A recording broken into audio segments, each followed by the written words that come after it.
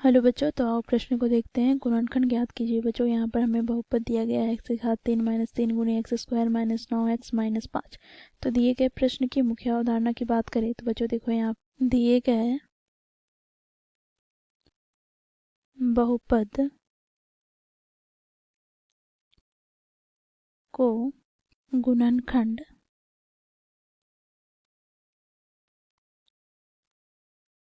करने के लिए मध्य पदों को विभक्त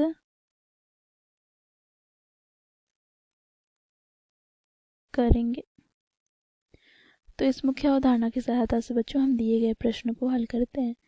बच्चों देखो, प्रश्न में हमें बहुपद दिया गया है पी एक्स बराबर एक्स के घात 3 माइनस 3 गुणी x square minus 9x minus 5। बच्चों देखो, हमें क्या करना है, तो बच्चों हमें मध्य वाले पदों को विभक्त करके प्रसारित करके इसका गुणनखंड करना है। तो इसके लिए हम क्या करेंगे, तो देखो अंतिम से चलेंगे। तो यहाँ पर क्या है, तो 5, ठीक है। तो माइनस का 5 लिखा। फिर बच्चों देखो माइनस 9x है, तो माइनस 9x को हम क्या लिख सकते हैं, तो यहाँ पर देखो माइनस का 5x, फिर यहाँ पर माइनस का 4x, तो ये हमें क्या प्राप्त हो जाएगा, तो ये हमें प्राप्त हो जाएगा 9x, ठीक है। अब बच्चों यहाँ पर क्या है, तो माइनस का 3x स्क्वायर, तो इसे हम क्या लिख सकते हैं, तो बच्चों देखो यहाँ पर 4 है, तो यहाँ से बच्चों चरों को वेनिस लिया जा सके इसलिए यहाँ पर हम माइनस 4 गुनी एक्स स्क्वायर लिखे हैं।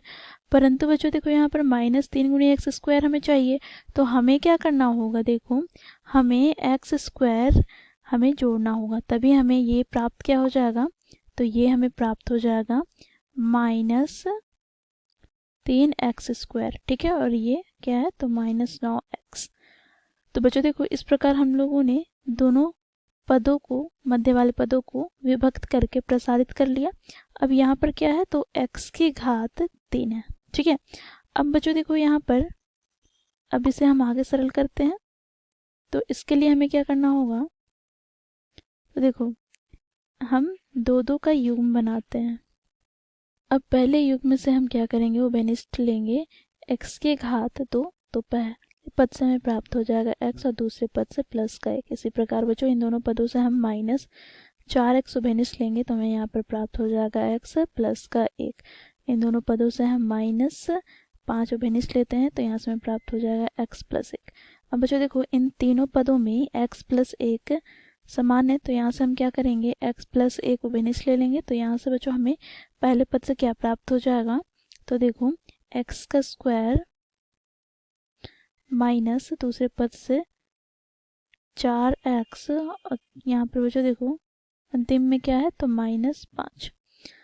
अब यहाँ पर बच्चों देखो ये द्विघात समीकरण हमें प्राप्त हो गया।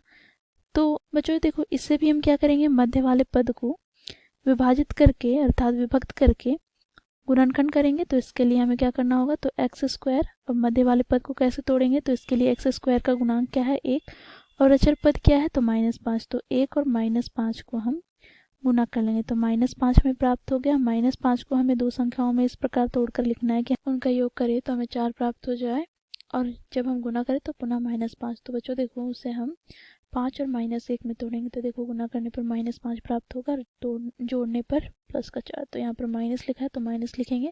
बच्चों देखो 4 के स्थान पर लिखेंगे 5 माइनस 1 गुना में x माइनस 5, ठीक है।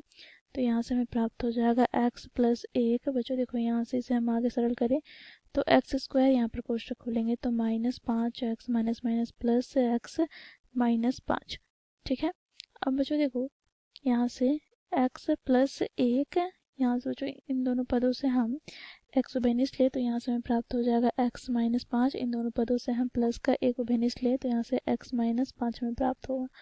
बच्चों देखो यहाँ से x प्लस 1, इन दोनों पदों में हम देखें तो x माइनस 5 उभयनिष्ठ ले लेंगे, समान है, और यहाँ से हमें प्राप्त हो जाएगा x प्लस 1। तो यहाँ से हमें क्या प्राप्त हो गया, तो x प्लस 1 गुना x प्लस 1 गुना x माइनस 5। तो ये हो जाएगा बच्चों हमारा दिए गए प्रश्न अर्थात बहुपद का गुणनखंड।